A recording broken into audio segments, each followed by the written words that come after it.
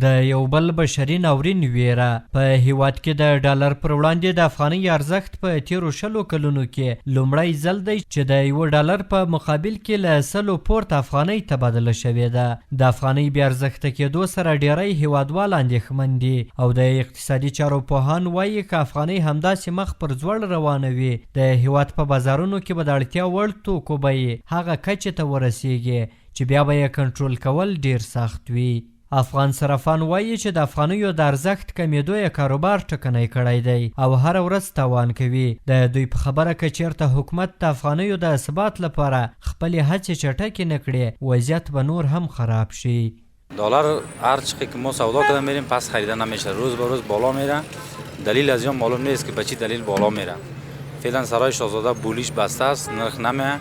در این بازار نرخ چورتن معامله میشه. $1 11200 هم معامله میشه، 11000 هم میشه، 11300 هم میشه. فعلا اینمی نرخ هاست. افغانی چیزی ورځ په ورځ خرابېږي، اقتصادي بحران ده، خلک غریب دي. یو بوجه وړه تقریبا هم د اوس 3000 روپۍ سوي دي او افغاني ورځ په ورځ خپل ارزښت له لاسه ورکوي. موږ صرافان په هر $100 کې د ورځې 500 تاوان کوو.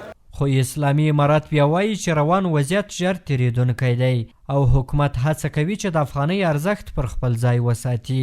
د اسلامي امارات ویان ذبیح الله مجاهد وایي چې د ډالر پر وړاندې د افغانیو د بیې راټیټېدل موقتي دي او ژر به افغانۍ په ثبات کې شي او دغه راز به روان بد اقتصادي وضعیت هم ختم کړل شي.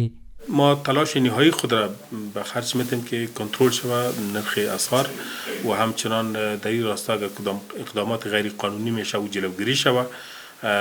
در عموم طبعا بانک افغانستان و همچنان وزارت مالیه وظیفه گرفتن که با صرافا با تجارای کشور جلسات داشته باشند. د ډالر پر وړاندې د افغانۍ پولي واحد ارزښت داسې مهال تر بل هر وخت زیات ټیټ شوی چې په دې وروستیو کې ملګرو ملتونو د افغانستان د کمزوري اقتصاد د نړېدو مخنیوي لپاره له نړیوالو مالي ادارو افغانستان ته د نغدو ډالرو رسولو لارو چارو موندلو غوښتنه کړې وه.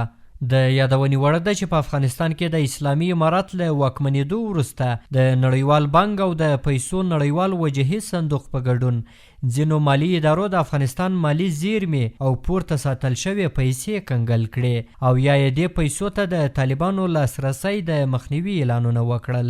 اسلامي امارات په پرلهپسې توګه له نړیوالې ټولنې څخه غوښتنه کوي چې کنګل شوې زیرمې دې ورپرېښودل شي تر څو وکولی شي په هیواد کې روان وضعیت تر یو بریده کنټرول کړي.